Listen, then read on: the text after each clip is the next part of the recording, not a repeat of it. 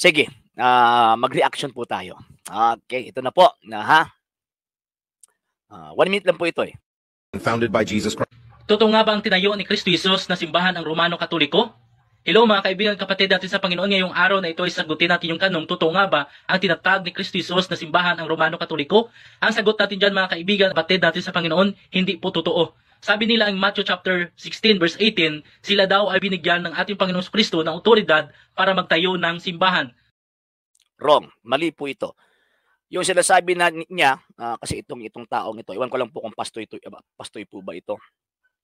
Yung sinasabi po niya na kinukotra po natin yung St. Matthew chapter 16 verse 19, yung authority, yan daw po yung authority na yan ay para raw po magtayo raw po tayo ng ating sariling simbahan o iglesia. Mali po. Maling-mali po yan. Yung St. Matthew chapter 16 verse 18 to 19, o particularly yung verse 19, yan po yung authority to govern, to teach, and to sanctify.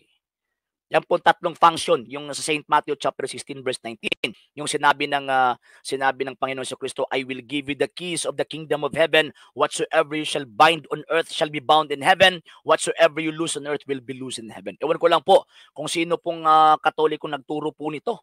Hindi po niya alam yung pagkakaintindi patungkol po sa St. Matthew chapter 16 verse 19.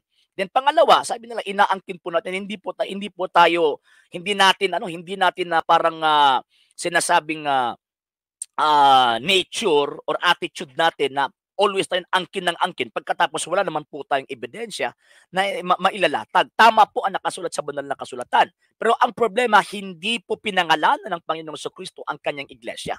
Kaya nga po, ang dami-dami na po ngayong mga sekta na naglipan na sa buong mundo na nag-aangkin na yung sektang inaaniban nila ay kay Kristo. Isa na po itong nagwawala dito sa social media.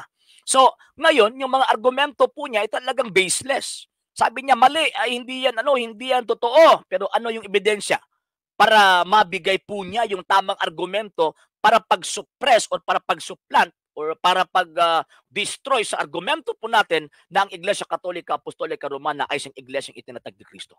Wala po siyang ebidensya eh. Di ba tayo, pag sasabihin natin 1 plus 1 equals 3, ay mali yan kasi ang tamang answer 2. Sinabi nila na ang Iglesia Katolika Apostolika Romana ay hindi iglesyang itinayo ni Kristo. So, kung hindi yan itinayo ni Kristo, yung Iglesia Katolika, sino ang itinayo? Or ano ang itinayo? Anong iglesia ang itinayo ng ating Panginoon Kristo? Na mababasa po natin sa Biblia at saka mga standard ng mga referensya. So yung argumento po niya na meron tayong authority, binigyan or inaangkin natin yung authority St. Matthew chapter 16 verse 19 na magtatag ng sariling iglesia. Mali. Mali po yun. Mali. Okay, continue po natin. Yung Romano Katoliko. Pero sa totoo lang mga kaibigan kapatid natin sa Panginoon, kahit isang talata sa Biblia, hindi ka makakita word na Romano Katoliko. Kaya kaibigan, okay. It is a fallacy of silence. Bakit po? Bakit fallacy of silence? It does not mean na hindi natin mabasa letra por letra, hindi na po magiging totoo ang isang aral o isang bagay na pinapatungkulan sa nakasulat sa banal na kasulatan. Now, for example, hindi natin mababasa letra por letra sa banal na kasulatan na Biblia. Pero bakit po sila naniniwala na itong aklat na ginagamit po nila, Biblia, na hindi naman yan mabasa letra por letra sa loob po ng tinatawag na Biblia? Bakit po sila naniniwala? So ibig sabihin, sila po mismo ang kumukontra sa kanilang mga sariling argumento na kapag hindi mabasa, hindi totoo. Yung argumento po nila kapag hindi mabasa, dapat hindi paniwalaan. Bakit po sila naniniwala po niyan na hindi naman po yan mababasa sa Biblia letra por letra? So dyan pa lang, talagang mabibitay po itong klaseng mga taong ito eh. Bakit po ito mabibitay? Bakit po? Kasi yun, wala pang mga argumento po nila. Again baseless. Walang tinatawag na basihan. Kung i-compare natin yung mga aklat kasaysayan sa mga pag-iisip ng mga taong ito, ay mas doon ako maniniwala sa mga aklat kasaysayan kaysa mga utak sa mga itinuturo ng mga taong ito. Puro lang opinion, walang ebidensya. mali po ang ating napakinggan at mali pong aral na yan na sila po ang tinatag na simbahan ni Kristo Jesus. Kaya kaibigan, mag-aaral po tayo ng madaya. So, ibig pong sabihin, mali po pala yung sinabi sa mga kasaysayan. Yung mga experts na sinasabi na, ayun, itong Iglesia Katolika, ito po yung iglesyang itinatag ng Panginoon Jesus. Kasi ito yung mga ebidensya eh. And ewan ko lang po kung saan po nag-aaral po ang tao pong ito. Bakit po? Kasi sa paaralan po natin, meron po mga secular books po kasi. Meron po mga tinatawag na mga secular books na nagbibigay ng information patungkol sa kasaysayan sa iglesia itinatag ng Panginoon. And imposible po na hindi po nila alam. Ang problema itong mga taong ito, kasi tinatingnan nila, okay, parang kontra ito sa aming kontra ito sa aming tinatawag na pananampalataya. Ayon, ang ginawa po nila, hindi namin paniniwalaan ito. So tinatawag po yun na fallacy of suppressing the facts. Sinosuppress po nila yung katotohanan. So ibig sabihin, nanlilin lang po itong mga taong ito. Nililin lang po nila yung mga tao, lalo na po yung mga inosenteng Katoliko. So kaya nga kung ang problema nito, mas marami pa itong sharer kaysa sa atin eh. Marami pa mga Katolikong nakikinig sa mga manlilin lang na taong ito. Okay, sige po, tingnan natin. Ng mga tao nagsasabi na sila ang totoo. Tandaan natin ang totoo, wala nang iba, kundi si Kristo, Jesus lamang. Sabi ng John chapter 14, verse 6, Jesus says unto them, I am the way, and the truth, and the life. No man cometh unto the Father, but by me. Okay, totoo po yun. And pinaniniwalaan po yun ng Santa Iglesia Katolika, Apostolika Romana. Na sinabi ng Panginoon sa Kristo na, I am the way, the truth, and the life. Ako ang daan, katotohanan at ang buhay. Pinaniniwalaan po ng Iglesia Katolika, Apostolika Romana. At hindi rin pwede na itong Kristo na siyang daan, buhay at katotohanan, hindi pwede na ihiwalay po natin ito sa kanyang iglesia. Bakit po? Colossians chapter 1 verse 18, ang Kristo na daan, katotohanan at buhay, siya po yung ulo kasi. Ulo ng iglesia ng kanyang katawan, So ngayon, kung ihiwalay po natin yung Kristo na siyang ulo, pagkatapos itong iglesia na kanyang katawan ay talagang aswang po yung pininiwalaan po ninyong Kristo. So mali po yun. So kung meron pong Kristo, meron pong pinaniniwalaan po ninyong totoong Kristo na siya pong katotohanan, saan po ba yung iglesia na kanyang itinatag? Bakit hindi kayo kaanib sa iglesia na kanyang itinatag? Kung hindi iglesia Katolika, Apostolika Romana ang isang iglesia tatag ng Panginoon, ano pong iglesia yan? Baptist?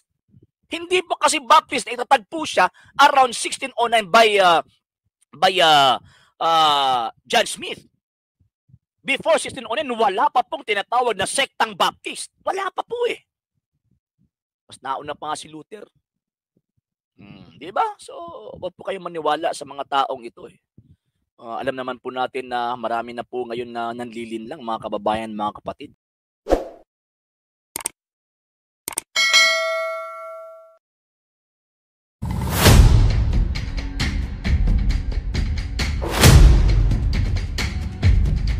Bacalares. Okay. Pero sorry kayo, si Pedro, usa ka tao nga minyo. Teka po muna. Okay, ano po natin ito ha? I-reply po natin para at least sigurado po na maging ano po tayo. Okay, yan po Ito po yung, pasensya na po kinuha po natin itong video na ito para at least maano po natin yung argumento, kung ano ba talaga yung argumento po nila. And ano po ba yung pananampalataya po nating Katoliko. Yan. Okay, so i-play po natin itong ni Mr. Bacalares. So, mamaya magbabasa po ako sa comments po ninyo. Okay, ito po. So nakuha sila ko authority gikan pag yung ka Pedro. Pero sorry kayo, si Pedro usa ka tao nga minyo. Ilang giiyon na si Pedro maong unang Santo Papa. O ang ilang Santo Papa karon dili mga minyo. So wala sila nakakonek dito. Kaya okay, so dito, sabi niyan, kiniklaim rin raw po natin na ang mga Santo Papa daw po natin, San Pedro ay isa pong Santo Papa. So hindi lang po yung claim. Bakit po? Kasi meron po tayong ebidensya na si San Pedro mismo ay Santo Papa ng Roma. Pero before po kasi mga 5th century o 4th century, yung term po kasi na Santo Padre, bihira lang po yung ginagamit ng mga obispo po noon eh. Pero ina-attribute po yan only to the Bishop of Rome. Bakit po? Kasi sa 4 na dioceses sa panahon na yon, Alexandria, Antioch, Jerusalem, and Rome, itong Roma, dyan po nila tinitingnan at dyan po sila nag-aantay sa mga desisyon. Bakit po? Kasi ang obispo ng Roma, ito po yung nagbibigay ng desisyon sa buong Iglesia Kristiyana sa panahon na yan. So kaya nga po, late na pong pinangalanan as Santo Padre or Santo Papa. Bakit po? Kasi at that time, ang pagkakilala po nila sa head po nila, Bishop of Rome. Ngayon, ang tanong, nagiging obispo po ba si San Pedro doon sa Roma? Yes po. Nagiging obispo po siya doon. Doon pa nga siya pinatay. And yung mga sinasabing mga known biblical scholars ng Protestante, admitido po sila na doon po namatay si San Pedro. Doon po inilibing San Pedro, lalo na po yung ilalim po yung sa Vatican altar. Diyan po inilibing si San Pedro. So ibig sabihin, yung pagpapatunay na si San Pedro ay nakarating doon sa Roma, ibig sabihin, meron po tayong prueba na doon po siya pinatay, so nakarating po siya doon sa Roma. Then pagkatapos second argument, yung first letter or first epistle of Saint Paul or first epistle of Saint Paul, Saint Peter rather.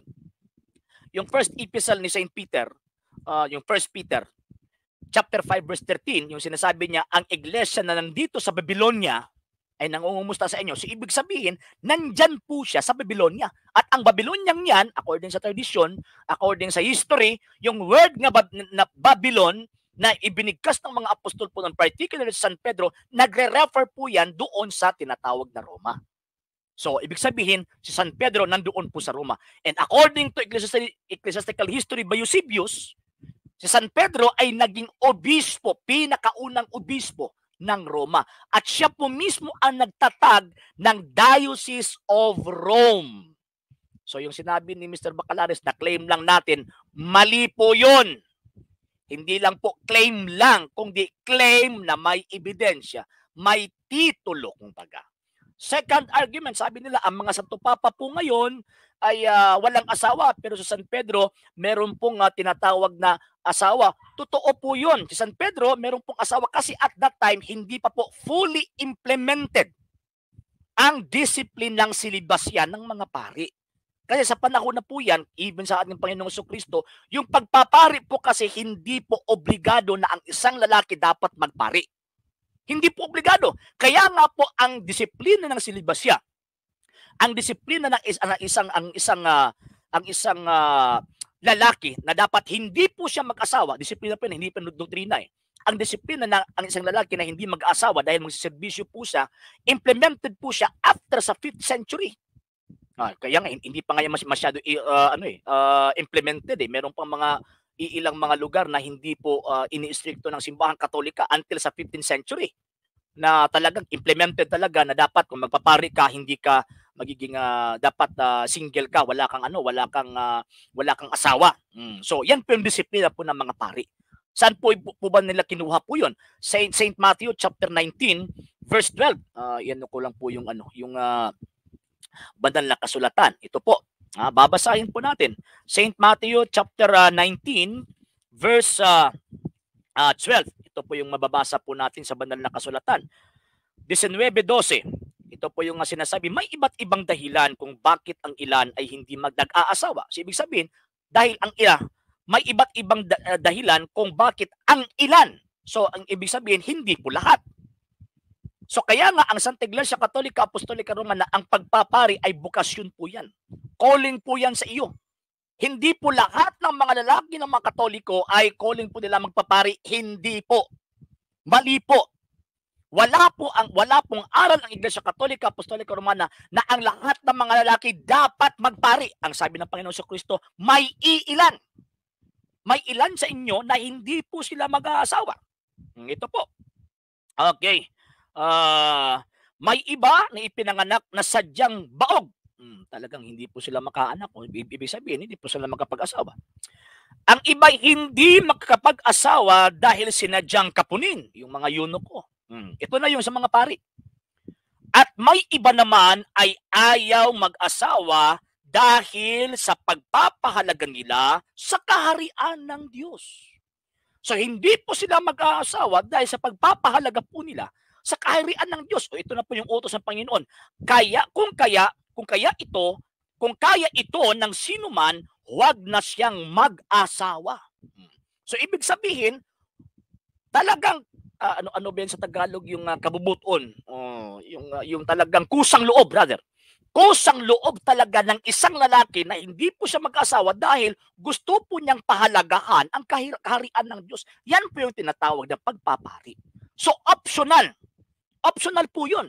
So kaya nga, Hindi ibig sabihin na si San Pedro ay may asawa, hindi na pwedeng may koneksyon ang tinatawag ng mga Santo Papa sa kanya dahil walang asawa. It is a fallacy of non sequitur. Non sequitur po yun. Non sequitur po yun. Pangalawang punto, at the time ng tinawag ni Panginoon Kristo, si San Pedro, may asawa na po siya as per tradisyon. And at that time, silent po ang history kung at that time nang sumunod po siya sa Panginoon Kristo, nandyan po ba yung asawa niya o hindi. Meron mga istorya na namatay si Panginoon Kristo, nandyan pa yung asawa. Meron din mga istorya na nagsasabi na wala na siyang asawa at that time, biyudo na po siya. So, yan po. Yan po yung argumento na hindi po ibig sabihin na may asawa San Pedro ay hindi na pwedeng maging kahalili na po yung Santo Papa sa kanya dahil walang asawa. Bakit po? Kasi nang sinabi ng Panginoong Kristo, "Thou art Peter, and upon this rock I will build my church." Yan po yung direct command na gusto po niyang mamuno si San Pedro sa kanyang iglesia. Ang Panginoong Kristo walang asawa po yun eh. Pero nang in-appoint po niya, so ibig sabihin, nang in-appoint po niya, hindi po ibig sabihin na may asawa ba siya o hindi. Basta in-appoint po siya at bukasyon po niya na siya po'y susunod sa tinatawag na katuruan ng Panginoong Kristo, mananatili po siya po yung mamumuno ng Santa Iglesia Katolika, Apostolika Romana. So talagang non sequitur po yung ginagawa ni Mr. Bacalaris eh. Ito pa. Okay, ano po natin? Nga naman si Pedro Minyo. Okay? Asa mabasa si Pedro Minyo? Matthew 8:14. Ato tanan. Tingnan natin St. Matthew chapter 8 verse 14. Tingnan natin. 14. Titingnan natin babasahin po natin. Yung kinote ni Pastoy Bacalaris, 14. Pumunta si Jesus sa bahay ni Pedro. Pagdating niya roon, nakita niya ang biyanang babae ni Pedro na nakahiga at nilalagnat. Dito sabi na, may asawa dahil may biyanan.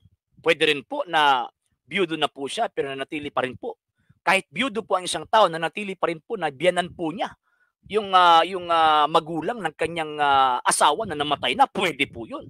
Pero yung sasabihin na talagang meron talaga at that time, ay wala po silang ebidensya. Merong word na biyanan, ibig sabihin meron siyang tinatawag na asawa, pero hindi po nila alam kung at that time, existido ba yung asawa ni San Pedro o hindi.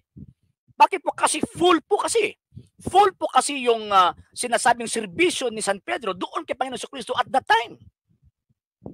And alam naman po natin, sabi ng Panginoon Kristo, kung gusto kayong sumunod sa akin, iwanan yung pamilya ninyo. Sumunod kayo sa akin, 'di ba? Sabi ng Panginoon Kristo. So ibig sabihin isang walang silbing asawa si San Pedro at that time kung meron po siyang pamilya at sa panahon na 'yon. So hindi po 'yun ganyan Mr. Bacalaris eh. Sige po, i-continue po natin. Mateo kapitulo 8 bersikulo 14. So dili sila pareha sa doktrina ni Pedro. Okay, 14 ninyo. Ayun. Ito, isa po itong deception eh. Bakit po? Kasi yung hindi pag-aasawa po kasi, hindi po yan doktrina. Yung hindi pag-aasawa ng mga pari, hindi po yan doktrina. Isa po yang disiplina. Alam naman po natin kung sino po yung ano po yung diablo, di ba? Ang diablo, siya po yung ama ng kasinungalingan. So kung sasabihin po nila na doktrina ng Iglesia Katolika, Apostolika Romana, na si San Pedro ay isang tinatawag nating meron siyang doktrina na dapat mayroon siyang asawa, dito walang asawa. Doktrina yan ay talagang nililinlang po nila yung tao. So mga kababayan, mga kapatid, dapat po tayong magbantay sa ganitong klaseng argumento ng mga pastoy. Sige, continue po natin. O sa pagsulod ni Jesus sa balay ni Pedro, nakita niya ang babaeng ugangan ni Pedro. Nakita niya ang babaeng ugangan ni Pedro. How come nga tawgon nimo nga nakay ugangan nga wala kay asawa? Gitawag gani ka og mutawag kag nakay ugangan tungod kay naa kay asawa. So dili pareha og doktrina. Okay, dili pareha og doktrina ang nasa Pedro nga sa Biblia nga si Pedro og ang doktrina sa Katoliko nga ang ilang Santo Papa dili magbinyo kay si Pedro Minyo. Ang mga apostolis kaniadto dili pareha pagtulunan sa mga CFD karon. Okay. Okay, so actually, ang tinitira niya po dito yung CFD. Okay, again, wala pong doktrina ang Iglesia Katolika, Apostolika Romana na ang mga pari bawal mag-asawa. Hindi po yan doktrina. Yan po'y isang disiplina. Iba po yung doktrina at disiplina. Ang disiplina, isa po yung mga gawa, isa po yung tinatawag ng mga rules na intended only sa isang institusyon, sa isang tinatawag na parang merong profession, merong oath sa kanyang service sa Panginoong Diyos o sa tinatawag na gobyerno. So, ibig sabihin, yung hindi pag-aasawa po ng mga pari, sa kanilang po yun, hindi po kasali yung mga members. Kaya nga po, meron po kaming tinatawag, meron po tayong mga Katoliko na tinatawag na Sacrament of Marriage. Bakit po? Kasi hindi po bawal sa atin yung pag-aasawa. Pero yung argumento po dito na San Pedro ay may asawa, pagkatapos yung San Pedro ay yung mga Santo Papa walang asawa, so hindi pwede makasunod, it is a fallacy ng Inquisitor. Bakit po? San Pedro nga, may asawa, pagkatapos ang sinundan po niya ay walang asawa. Di ba? So, ibig sabihin, talagang ito si Mr. Bacalaris is wala po itong hindi po niya matindigan yung ano ba talaga ang dahilan para hindi natin masabi na si San Pedro ay hindi Santo Papa. And malinaw na malinaw po yan yung sinabi ng Panginoon, St. Matthew chapter 16, verse 18, Thou art Peter. Yung sinabi niya, Thou art Peter, it is a declaration, or it was a declaration, na ikaw ay Pedro. So, ibig sabihin, ini-invoke ng Panginoong Jesucristo ang isang appointment. Ikaw ay Pedro. Sa ibabaw ng batong ito, itatayo ko ang aking iglesia.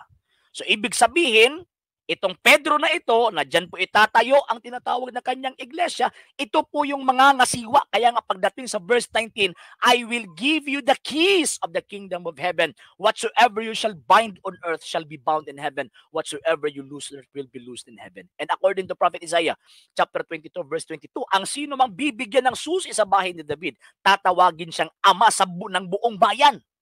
So kaya nga, si San Pedro, binigyan hindi lang po susi sa bahay ni David, kung hindi susi sa kaharian po ng Diyos. Kaharian po ng langit. I will give you the keys, ibig sabihin, the authority na dadalhin po ni San Pedro at i-invoke po niya pag magtuturo po siya ng mga bagay sa gustong ituro ng ating Panginoong Jesucristo. So, ibig pong sabihin, ang sumusun po sa kanya, sige, granting na hindi niya Santo Papa, sino po yung mga kahalili or successor na San Pedro? After namatay po si San Pedro. Kasi sabi ng Panginoon, even the gates of hell shall not prevail against it. Kahit ang pintuan ng impyerno ay hindi makapananaig sa iglesyang ito. So ibig sabihin, after kay Saint Peter, sino po yung successor po niya? Kasi kung walang successor ang San Pedro ito, so ibig sabihin, magiging sinungaling ang ating Panginoong Jesucristo. So, sino po ba ang kasunod? Si Ellen G. White? Hindi po. William Miller, hindi rin po. James White, hindi po. Ang kasunod po, kay San Pedro, after kay St. Peter, Linus, Anacletus, Clemente, Evaristus, hanggang ngayon, Papa Francisco. So, hindi po matibay po yung pag-negate po niya. Hindi po matibay yung ginawa, hindi po matibay yung argumentong ginawa ni Mr. Bacalaris. Talagang, dahil hindi may asawa, ang disiplina ng silibasya is implemented po siya fully implemented po siya after the 15th century. Pero from 1st century until sa 15th century ay hindi pa po fully implemented. Kaya nga po, meron po tayong mababasa sa mga historical books na ang mga papa po noon may mga asawa. Bakit po? Kasi optional po kasi. Optional po kasi yung pag-isabi ng Panginoon, ang sino mang gustong sumunod nito, pasunurin, wag nang mag-asawa. Sabi ng Panginoon. Yan po. So, dinibang po natin itong argumento ni Mr. Bacalaris.